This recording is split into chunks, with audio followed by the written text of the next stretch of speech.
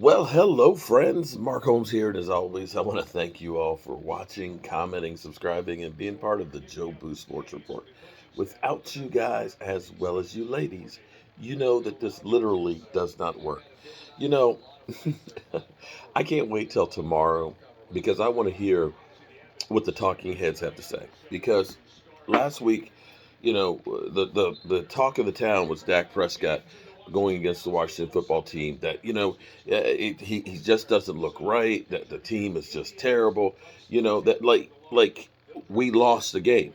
See, Kyler Murray and the Cardinals lost, and they talked about Dak Prescott and how bad he was more than they did Kyler Murray. Now today, just right now, there's about a minute left to the Tampa Bay versus New Orleans Saints. This was supposed to be the coronation of winning their division tonight at home. No team has ever been the leading scoring team get shut out. And unless in the next 50 seconds Tampa Bay gets a score, that's exactly what's going to happen. They will be shut out at home against the Saints. They're going to lose this game 9-0. And I've watched Tom Brady throw an interception. I've seen Tom Brady fumble. I've seen Tom Brady not get into the end zone.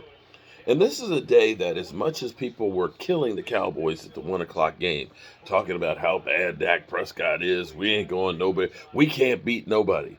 Well, all of a sudden, now I get it, Tom Brady is missing some of his weapons, but that pass that I just saw was about 4 yards short of where it was supposed to be. This thing that people have that, every play is a perfect play and every game is a perfect game is bullshit. It's bullshit. It doesn't exist. There is no perfect quarterback out there. Zero.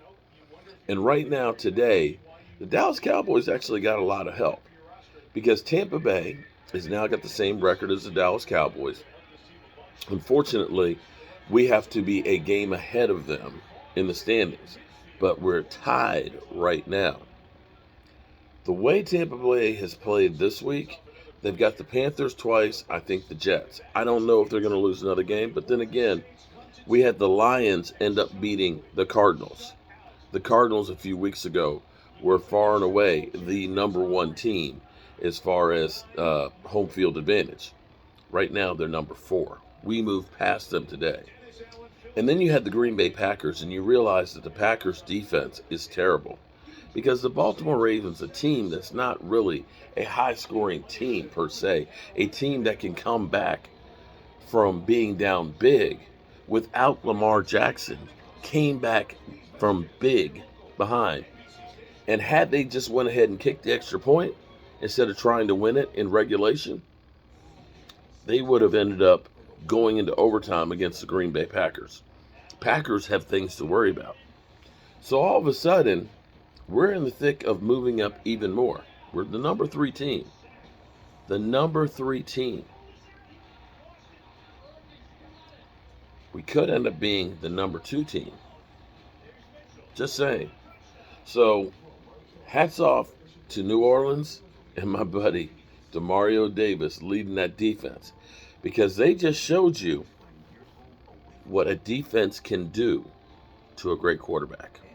And guess what? If we happen to play Tampa Bay in the playoffs, the defense we have right now,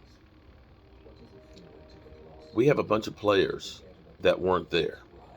Keep in mind, when we played Tampa Bay the first time, Randy Gregory was out in COVID.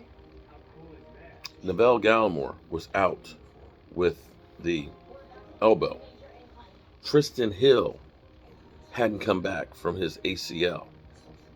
And Micah Parsons had his first game.